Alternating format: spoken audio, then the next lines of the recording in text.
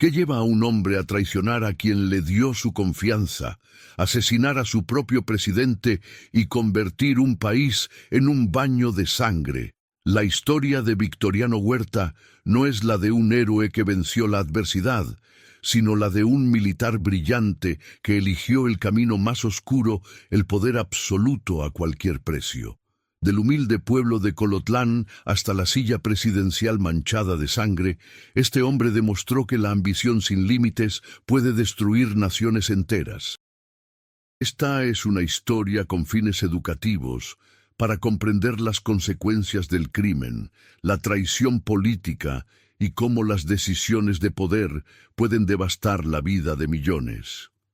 José Victoriano Huerta Márquez nació el 22 de diciembre de 1850 en una pequeña ranchería cerca de Colotlán, Jalisco, en el seno de una familia mestiza de escasos recursos.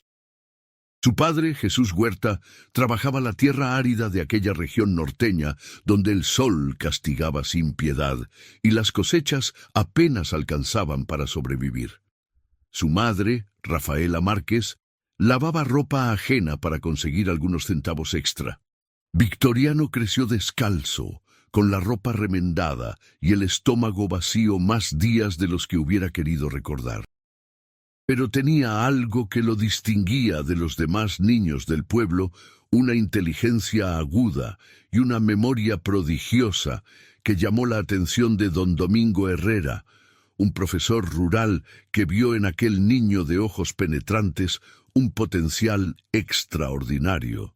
Don Domingo se convirtió en su mentor informal, enseñándole a leer y escribir bajo el mezquite del pueblo, usando carbón sobre pedazos de madera porque no había pizarra ni papel.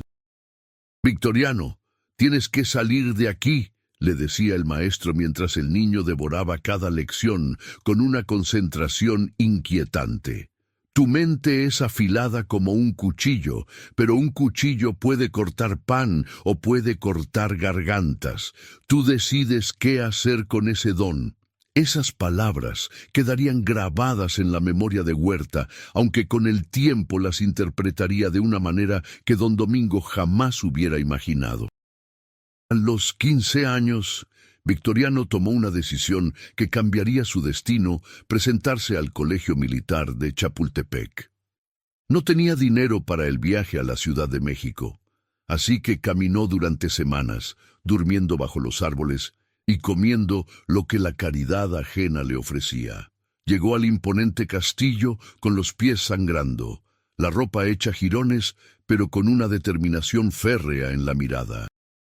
Los oficiales que lo entrevistaron se burlaron de aquel muchacho flaco y mugriento que pretendía convertirse en cadete. «¿Y tú qué sabes hacer, indito?», le espetó un teniente gordo con bigotes engomados. Victoriano no se inmutó. «Sé matemáticas, geografía y puedo recitar de memoria el código militar que usted tiene sobre su escritorio». El silencio que siguió fue sepulcral. Le hicieron un examen ahí mismo. Obtuvo la calificación más alta de todos los aspirantes ese año. Dentro del colegio militar, Huerta descubrió su verdadera vocación, la estrategia bélica. Mientras otros cadetes se quejaban de la disciplina o de las marchas bajo el sol, él absorbía cada enseñanza como si su vida dependiera de ello.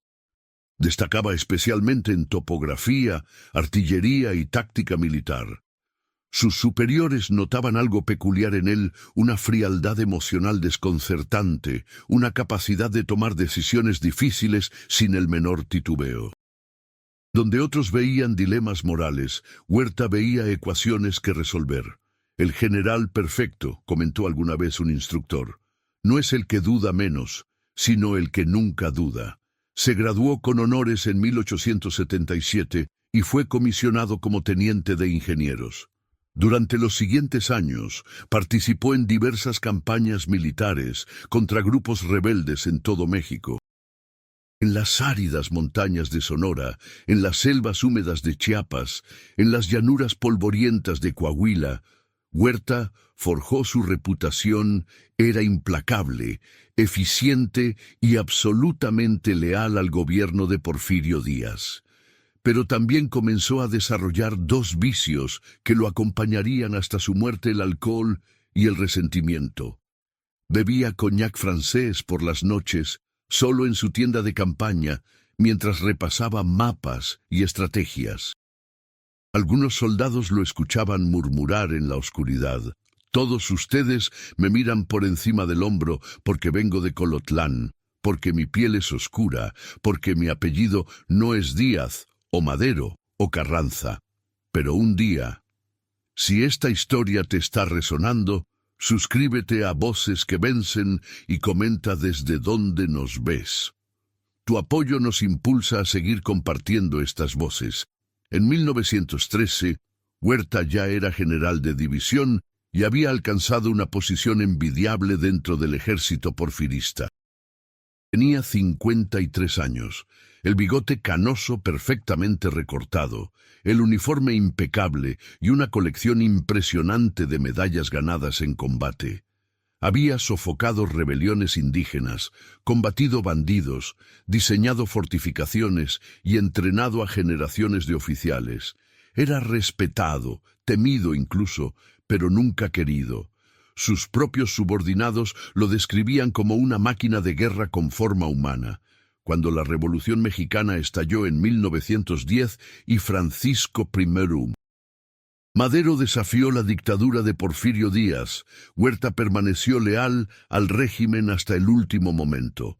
Pero cuando Díaz cayó y huyó del país en mayo de 1911, Huerta demostró su verdadera naturaleza, se adaptó. Madero, el idealista empresario de Coahuila que soñaba con democracia y justicia social, cometió el error fatal de confiar en los militares del antiguo régimen. Necesitaba generales experimentados para mantener el orden, y Huerta parecía la elección perfecta: profesional, disciplinado, aparentemente apolítico. «General Huerta», le dijo Madero durante una recepción en Palacio Nacional, «sé que usted sirvió al general Díaz, pero México necesita hombres de su capacidad. ¿Puedo contar con su lealtad?». Huerta cuadró los talones, hizo un saludo militar impecable y respondió con voz grave: «Señor presidente, mi lealtad es con México y con quien lo gobierne legítimamente. Puede contar conmigo». Era mentira. Detrás de aquellos ojos oscuros y fríos, Huerta ya estaba calculando. En febrero de 1913, cuando el general Félix Díaz, sobrino del dictador derrocado, y Bernardo Reyes se levantaron en armas contra Madero durante la llamada Decena Trágica, el presidente nombró a Huerta comandante de las fuerzas leales para defender la capital. Durante 10 días, la Ciudad de México se convirtió en un campo de batalla. Los cañonazos destrozaban edificios, los francotiradores mataban civiles en las calles, los cadáveres se apilaban en las esquinas bajo el sol de febrero. Madero visitaba diariamente el cuartel general de Huerta para coordinar la defensa. «General, ¿cómo vamos?», preguntaba ansioso el presidente. «Señor presidente, los traidores están acorralados. Es cuestión de horas», respondía Huerta mientras bebía coñac directamente de la botella, algo que Madero consideraba una excentricidad de militar veterano. Pero Huerta no estaba combatiendo a los rebeldes, estaba negociando con ellos. A través de intermediarios, se reunía secretamente con Félix Díaz y con Henry Lane Wilson, el embajador estadounidense que detestaba a Madero por considerarlo demasiado blando con los intereses extranjeros. En la embajada de Estados Unidos, bajo la luz tenue de las lámparas de gas, estos 3 hombres diseñaron la traición más infame de la historia mexicana. «Si usted toma el poder, general», le decía el embajador Wilson mientras le servía whisky escocés, «Estados Unidos reconocerá inmediatamente su gobierno. Pero tiene que ser rápido y tiene que ser definitivo. Nada de juicios, nada de exilios. Me entiende, Huerta entendía perfectamente. Bebió su whisky de un solo trago y asintió pacto de la embajada firmado. Madero y Pino Suárez caerán en 48 horas. El 18 de febrero de 1913, tropas bajo el mando de Huerta arrestaron a Madero y al vicepresidente José María Pino Suárez en Palacio Nacional. El presidente no podía creerlo. General Huerta, ¿qué significa esto? Usted juró lealtad. Huerta se quitó los guantes de cuero lentamente, encendió un puro y respondió con una calma escalofriante: los juramentos son para tiempos de paz. Señor Madero, estamos en guerra y usted perdió. Madero fue encerrado en una habitación del palacio mientras Huerta asumía el control del gobierno. Durante 4 días, presiones nacionales e internacionales exigían que se respetara la vida del presidente depuesto. Algunos ingenuos creían que Huerta lo exiliaría a Cuba o Estados Unidos. Pero quienes conocían al general sabían la verdad. Los hombres que Huerta consideraba obstáculos no vivían para contarlo. La noche del 22 de febrero de 1913, pasadas las 11, un grupo de oficiales sacó a Madero y Pino Suárez de sus celdas. Los vamos a trasladar a la penitenciaría por su seguridad, les dijeron. Los montaron en 2 automóviles separados y emprendieron el camino. A medio trayecto, cerca de la antigua penitenciaría de Lecumberri, los vehículos se detuvieron.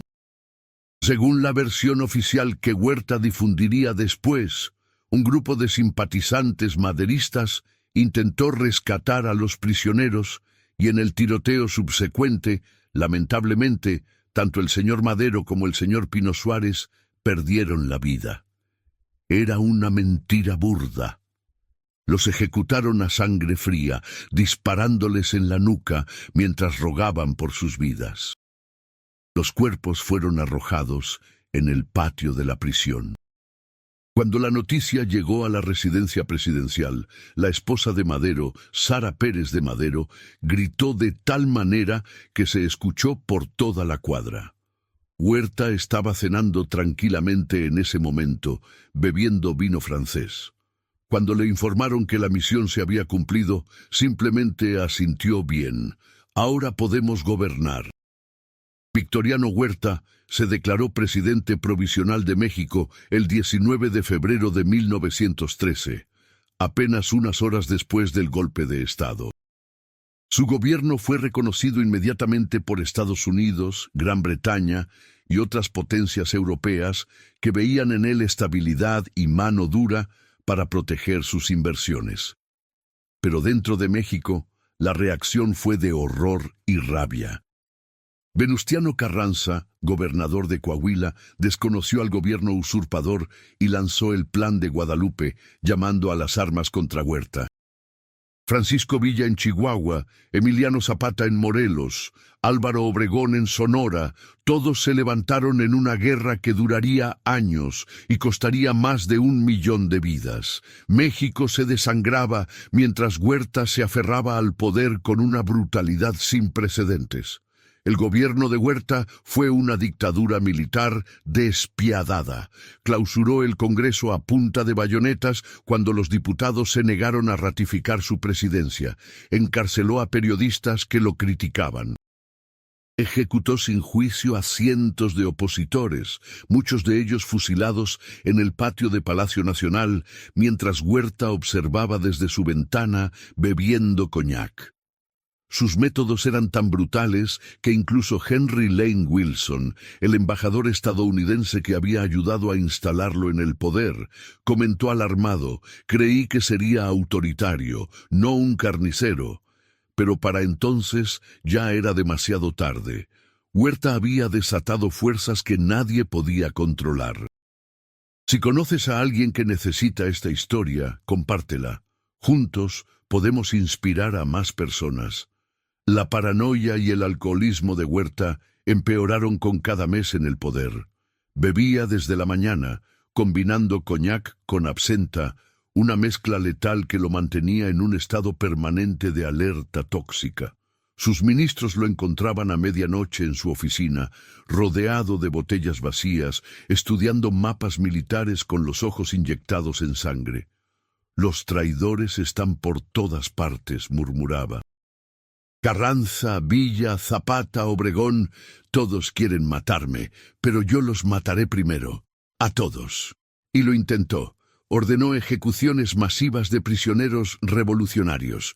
Bombardeó pueblos enteros sospechosos de apoyar a los rebeldes. Implementó la leva forzosa, secuestrando hombres en las calles de las ciudades para engrosar sus ejércitos desmoralizados. Pero mientras Huerta bebía y mataba, sus enemigos se fortalecían. Villa entrenaba una caballería temible en el norte. Obregón demostraba ser un genio militar en el occidente. Carranza articulaba una coalición política cada vez más amplia. Y para colmo, en 1914, Estados Unidos cambió de postura. El nuevo presidente estadounidense, Woodrow Wilson, consideraba a Huerta un criminal que deshonra el continente americano y decidió ayudar a los revolucionarios.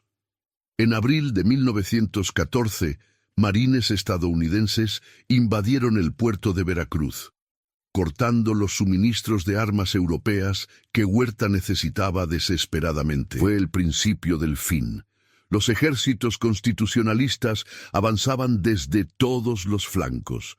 Villa tomó Zacatecas en una batalla épica donde murieron más de 6.000 hombres en un solo día. Obregón capturó Guadalajara. Carranza marchaba hacia el centro del país. El ejército federal de Huerta, desmoralizado, hambriento y sin pago, comenzó a desintegrarse. Los soldados desertaban por miles. Los generales, que habían jurado lealtad al Chacal, como ya lo llamaban sus enemigos, empezaron a negociar secretamente con los revolucionarios. En Palacio Nacional, Huerta se negaba a aceptar la realidad. «Todavía tenemos 50.000 hombres», gritaba a sus ministros. «Podemos defender la capital». Pero cuando un ayudante le informó que Villa estaba a solo 200 kilómetros de la Ciudad de México, Huerta guardó silencio. Bebió directamente de una botella de brandy y finalmente admitió: «Perdimos». El 15 de julio de 1914, Victoriano Huerta renunció a la presidencia. No hubo ceremonia, no hubo discurso noble. Simplemente firmó su renuncia, empacó 3 maletas con oro y joyas robadas del Tesoro Nacional y huyó hacia Veracruz, acompañado de un puñado de oficiales leales. En el puerto, abordó el barco alemán SS Dresden, que lo llevaría al exilio. Mientras el barco se alejaba de las costas mexicanas, Huerta permaneció encubierta, observando cómo su país desaparecía en el horizonte. Un teniente que viajaba con él se atrevió a preguntarle: «Mi general, ¿lamenta algo?». Huerta bebió de su petaca y respondió con amargura: «Lamento no haber matado a más traidores cuando tuve la oportunidad». Se estableció primero en España, luego en Francia y finalmente en Estados Unidos. Vivía de los fondos que había robado, bebiendo en hoteles de lujo mientras México seguía desangrándose en la guerra civil que él había contribuido a profundizar. Pero Huerta no podía quedarse quieto. La adicción al poder era más fuerte que la adicción al alcohol. En 1915, agentes estadounidenses descubrieron que estaba conspirando con Alemania, que buscaba distraer a Estados Unidos de la Primera Guerra Mundial, para regresar a México y desestabilizar nuevamente al país. El plan era desembarcar en la costa del Golfo, con armas alemanas, sublevar al ejército federal y reinstaurar su dictadura. Era una fantasía delirante de un hombre que no podía aceptar que su tiempo había terminado. Fue arrestado por agentes federales estadounidenses en El Paso, Texas, cuando intentaba cruzar la frontera. Lo encerraron en Fort Bliss, bajo arresto domiciliario. Durante meses esperó su juicio, bebiendo incansablemente, su salud deteriorándose rápidamente. La cirrosis hepática, consecuencia de décadas de alcoholismo brutal, estaba destruyendo su hígado. Su piel adquirió un tono amarillento. Sus manos temblaban constantemente. Su mente comenzó a fallar. Los guardias lo encontraban por las noches hablando solo, reviviendo batallas, justificando traiciones, maldiciendo enemigos imaginarios. Madero me obligó, murmuraba en delirio. Todos querían matarme. Tuve que actuar primero. ¿Era yo o ellos? El 13 de enero de 1916, Victoriano Huerta murió en el Hospital Militar de Fort Bliss. Tenía 65 años. Su cuerpo estaba hinchado por la enfermedad hepática, sus ojos amarillos y vidriosos. Sus últimas palabras, según el médico que lo atendía, fueron México, mi México. Fue enterrado sin ceremonia en un cementerio del Paso. No hubo honores militares, no hubo multitudes llorando. No hubo discursos de despedida. El hombre que había sido presidente de México, el general que había comandado ejércitos, el traidor que había asesinado a su propio presidente, murió solo, borracho, enfermo y olvidado en tierra extranjera. En México, la noticia de su muerte fue recibida con indiferencia o satisfacción.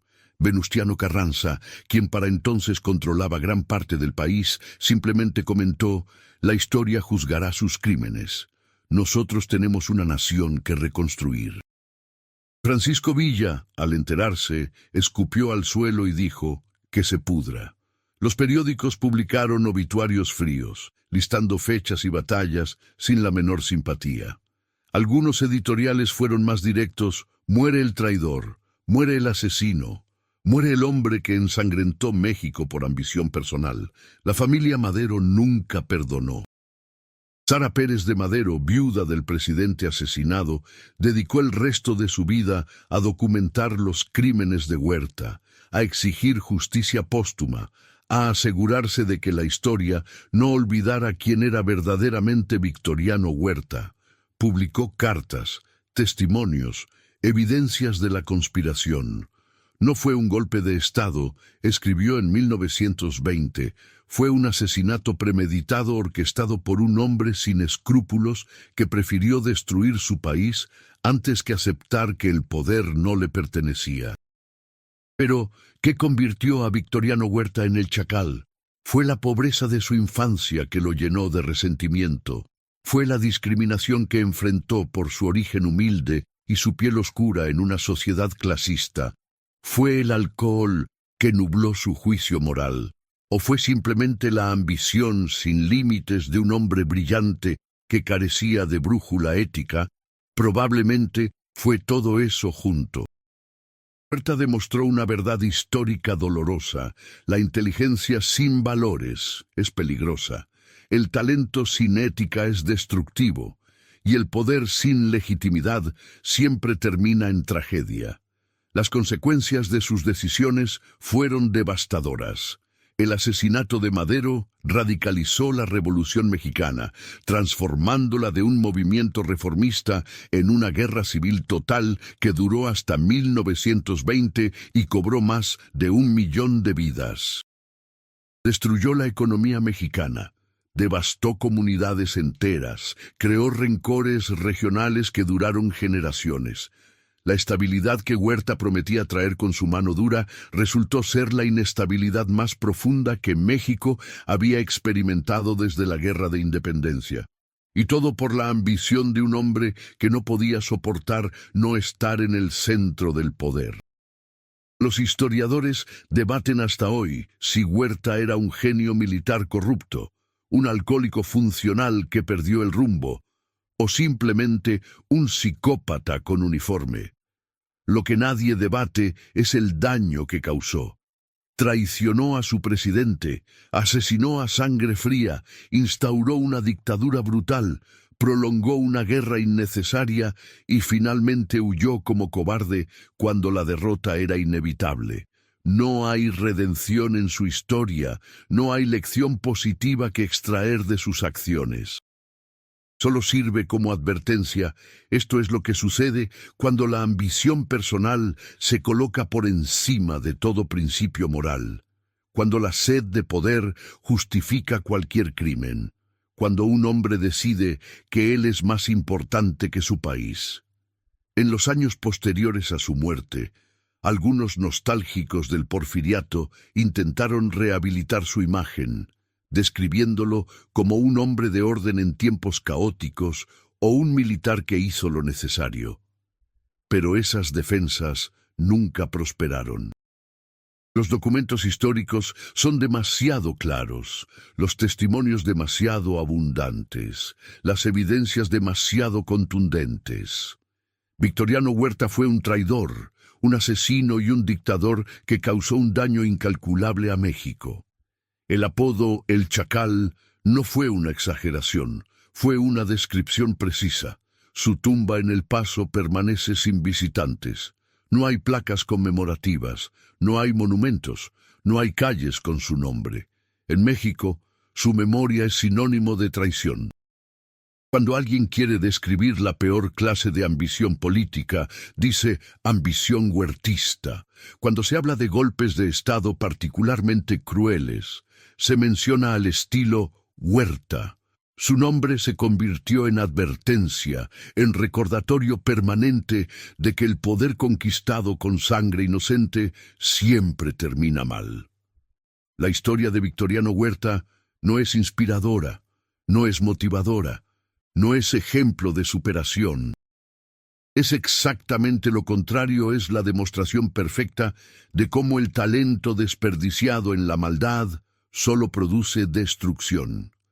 Este hombre inteligente, capaz, disciplinado, que superó la pobreza extrema para llegar a la cima del poder militar, eligió usar todas esas cualidades para el mal, no para construir, sino para destruir, no para unir, sino para dividir, no para sanar, sino para herir.